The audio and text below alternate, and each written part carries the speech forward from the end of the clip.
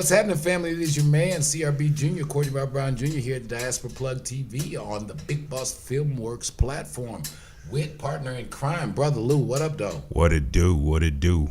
Yeah, man, it is all good. Happy Black History Month. Happy Black History For Month, lack of a better word. Malcolm T-shirt found at Black-owned and operated Vinyls clothing store on Davison between Linwood and Dexter, a fashion icon location in the city of Detroit. A staple. Yeah, shout out to the homie Vano, Bow Wow, and the whole crew over there. Yeah. You know, and what's the joint next door? Blazing Hookahs. Shout out Blazing Hookah. Also down underneath the Vano's umbrella. That's right. So all good there. So, yeah, but if you need some Black History gear, check him out. Also check out Kathy over at Strictly Sportswear, West 7 Mile. Strictly Sportswear, yeah. And Brother Jaron, Rack Certified off Southfield Road, just a little bit north of 12 Mile. But, yeah, so it's a good thing. February already here. You know, in the second month of 2022, time ain't waiting. Springs are coming. Spring is a coming.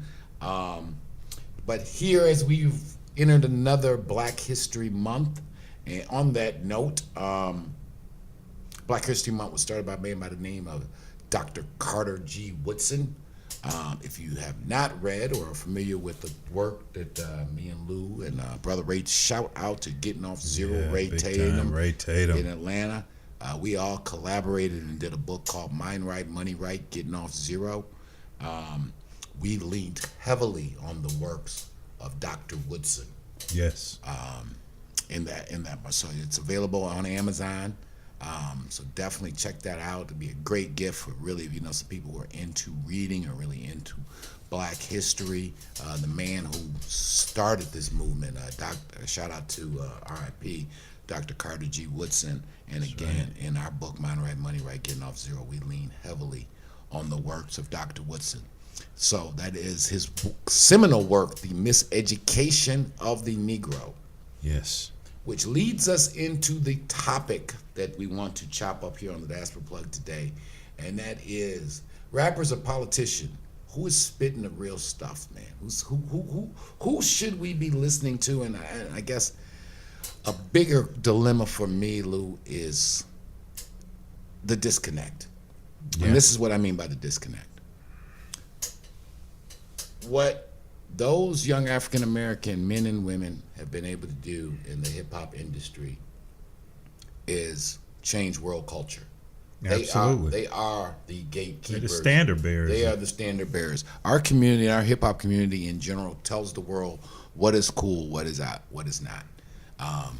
Hip hop is now the #1 music genre in the world. Right? Yet, our elected officials, the people at the Congressional Black Caucus, the Congressional Black Caucus, that would be all of the black senators and members of the House of Representatives, all the local mayors, the black mayors throughout. You got black mayor in Chicago, Birmingham, Alabama. So many cities got black mayors. All the talking heads, whether it's Don Lemon on CNN or any of them. But they never talk to the people in hip hop. Now, and I'm thinking, what other community would have such a resource? The hip hop community is the business avenue that is creating billionaires, right? Absolute billionaires. Hova, Kanye, Puff, Dre, and the list goes on. The list goes on and on and on. Nas with your boy Ben. Nas hooked up with the homie Ben Horowitz and the stuff they doing in Silicon Valley. Absolutely. It's just it baffles me, and I'm trying to wrap my head around how can it be that our elected because the same people who are voting these politicians in the office are the same people who support these artists. Yeah. But yet our elected leadership and bourgeois intellectuals, and some of that's changed. I'll give a shout like Dr. West, Cornell West. I remember I saw him like in a couple rap videos back in the day. Yeah.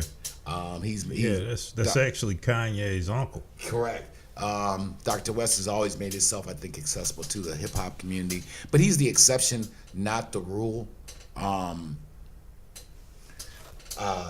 Okay. Well, President Obama did form a relationship with Hova, Yeah. with Jay, Yeah. and Beyonce, and that was cool. That the sitting president of the United States had Jay-Z in his playlist and was open about that. But on a real level, you got this community that is setting world culture, producing phenomenal amounts of money. Our leadership is always talking about our need for, well, they don't talk enough about our need for entrepreneurship, but addressing some of the social ills. But if you want young ladies to behave different, if you want young men, Maxine Waters, all due respect to the sister, the congresswoman, gave her life's work out there in Cali, the representative to trying to help the cause. But these girls ain't listening to you, Sister Maxine. They listening to Cardi. They listening to Megan. What's the third one? Cardi, Megan, and Nicki. Yeah. And they yeah, listen. Nicki Minaj. Now we got to be grown up about this. And Maxine and your crew, y'all gotta sit down with Cardi and Megan and Nicki, and figure out some ways to use their platforms and their influence in a more positive way. But if you guys start talking, and I think I'll look back. What was the sister that my man Pac, God rest his soul? C. Dolores Tucker. C. Dolores Tucker. It started back then. Yeah. It started back then. I think the black church and the black political class, none of them could imagine how big this hip hop juggernaut was going to become. No. When C. Dolores Tucker and all those people, when they were taking shots at NWA and Pac, Yeah. they didn't know. Right. This thing is going to dwarf your influence, and this is the voice. This is going to become the voice of your people, whether you like it or not. These right. are where your future leaders and role models are really about to come from. And if you don't like the lyrics, if you don't like the misogyny, if you don't like the girls in the bikinis, well, you need to ask yourself why that sells and why that imagery is so popular. Yeah. And since you're the elected official and you're the ones running the school boards, why are we blaming rappers? Absolutely. Why we blaming the rappers, right? Yeah. But I think it's just a huge opportunity that we're missing there. And I made a note to myself. I think we still. Let me just put it out there.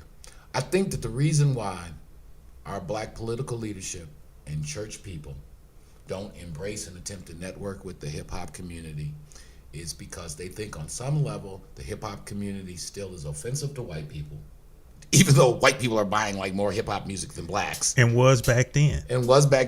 But I think they think that the behavior of rest in peace, Old Dirty Bastard, and certain members of hip-hop, that Rick Ross and his jewelry, and just his persona, that some way that makes white folks feel uncomfortable, and anything that makes white folks feel uncomfortable makes certain black folks feel uncomfortable.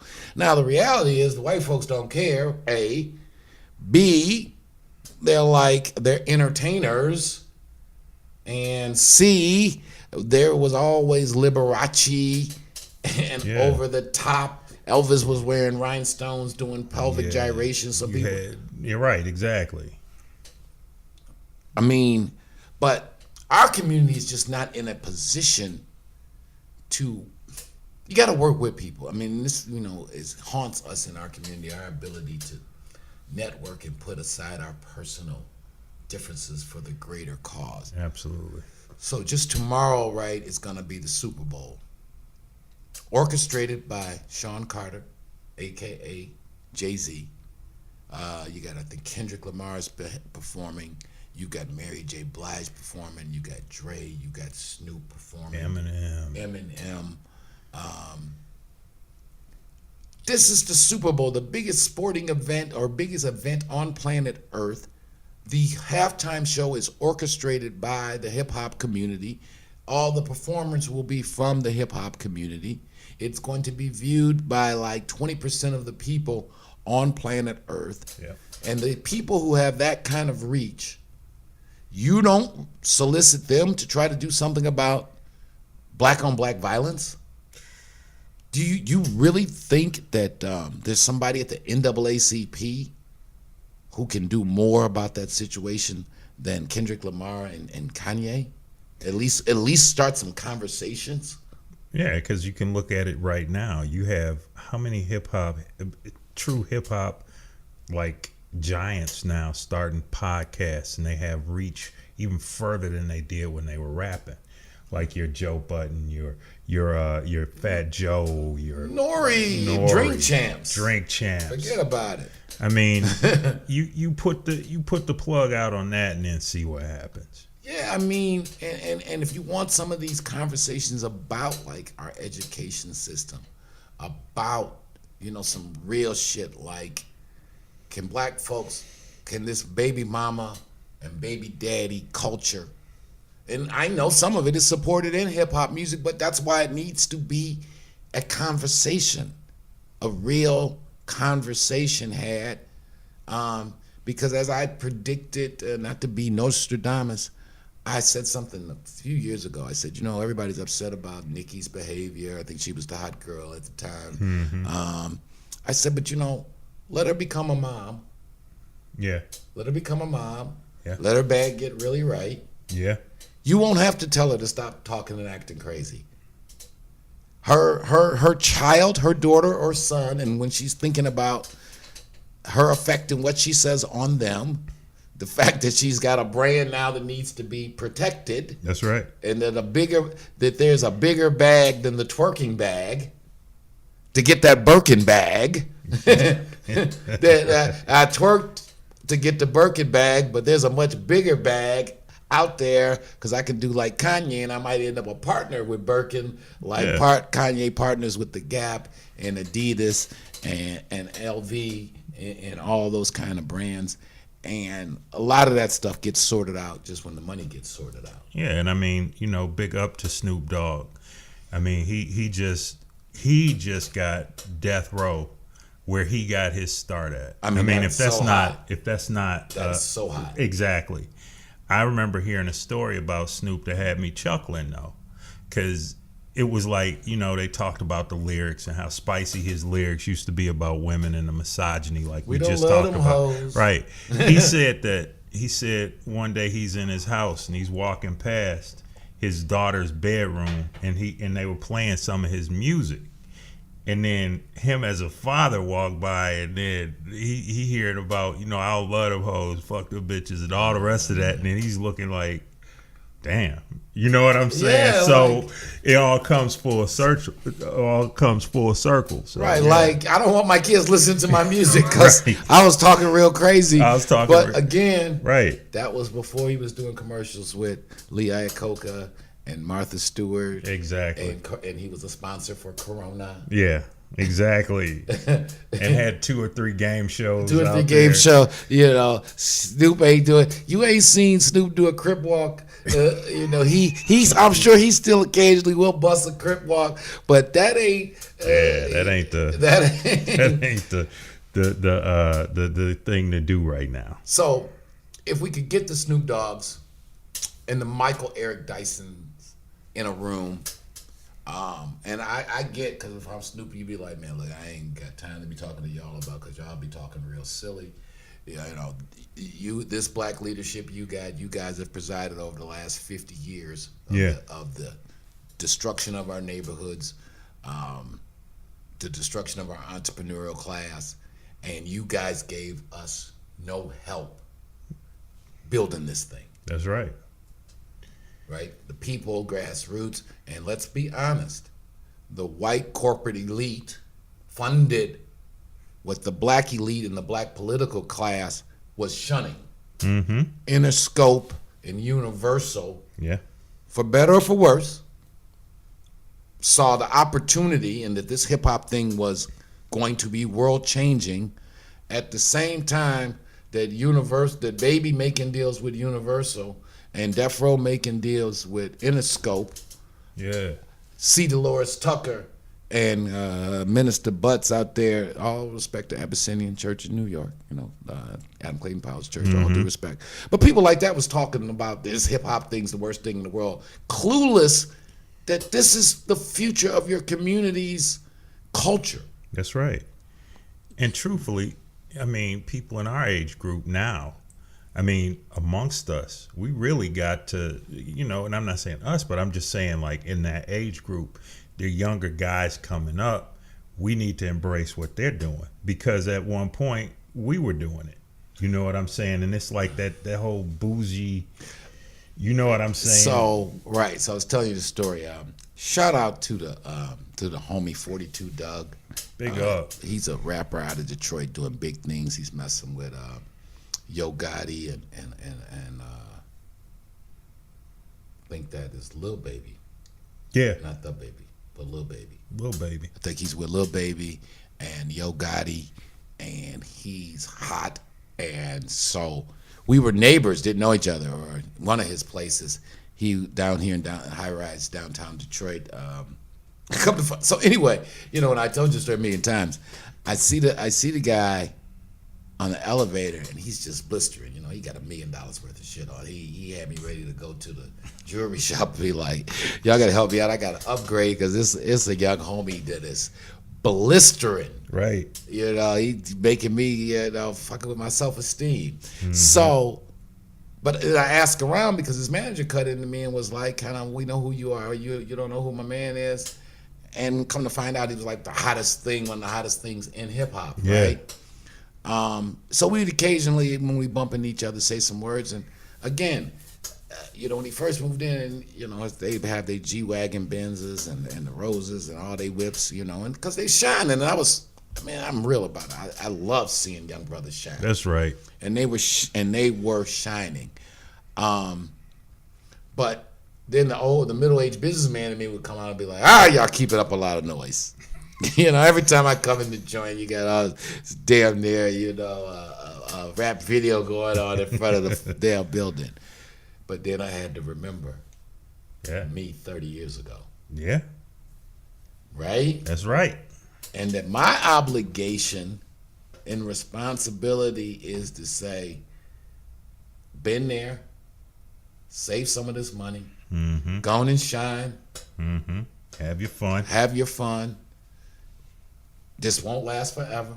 That's right. It never does. Never does. No shade. Right. But that's we and we got that bad. That's that Willie Lynch, turn the old against the young, turn the light against the dark, turn the women against the men.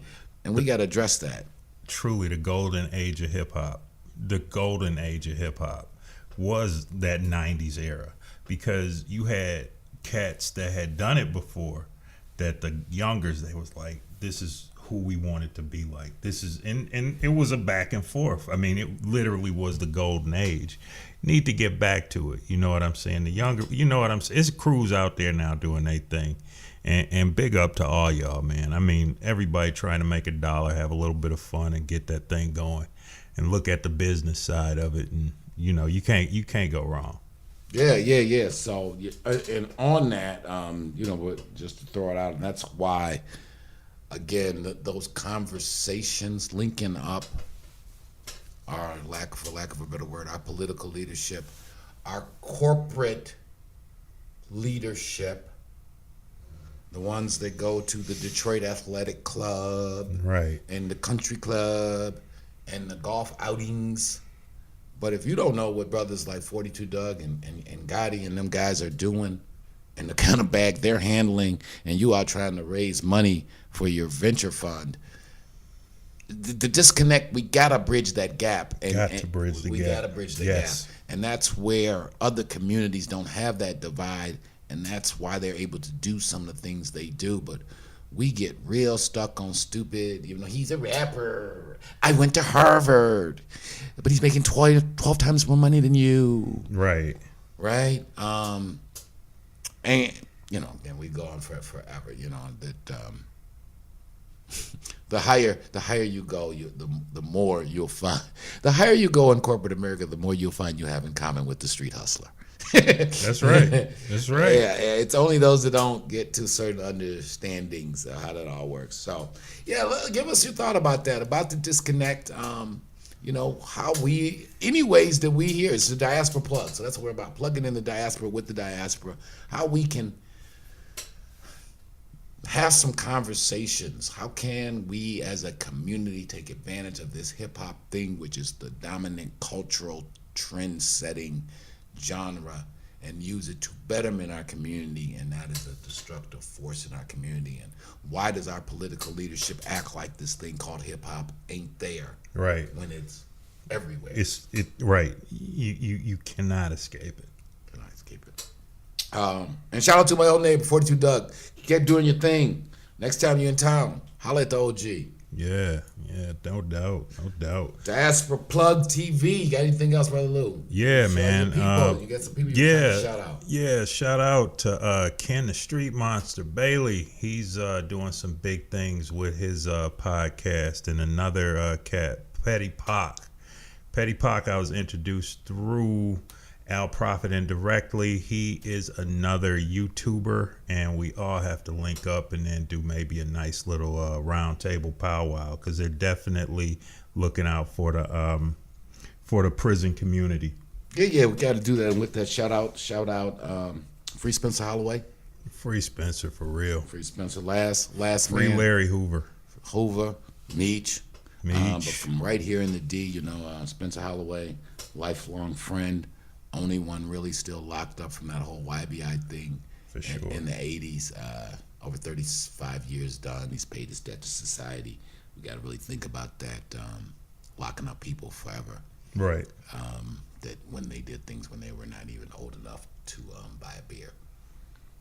But yet you're old enough to get a life sentence, but you're not responsible enough to buy a beer, but you're responsible enough to get sentenced to life.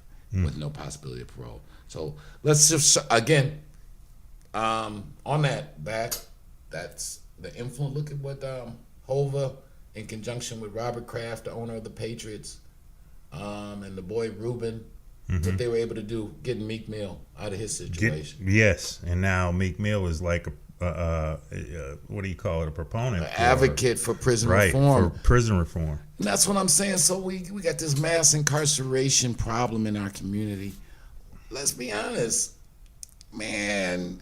Robert Kraft and them people ain't trying to hear what you Negro, but they gonna answer the phone for Snoop. They gonna answer the phone for Dre. Yeah. They gonna answer when Beyonce call. That shit doesn't go to voicemail. It does not go to voicemail. That money talk, baby. We got time to talk to Miss Carter. That's right. Yeah. So here we are. Big Boss Filmworks, Diaspora Plug TV, Motown Mafia podcast, all of that. Hit like, share, subscribe.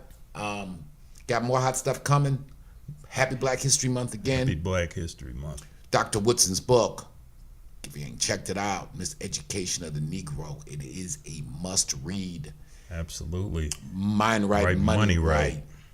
We believe here at Big Boss Filmworks that if you get your mind right, you can get your money right. And once we know, as the scriptures say in Ephesians, money cures all things. I didn't say it. Look it up. Look it up in the Bible. Yeah. Money solves all things. All right, it's your man, CRB Jr., Big Lou Stevens. Diaspora Plug, Big Boss Filmworks. Holla at you, man. Peace.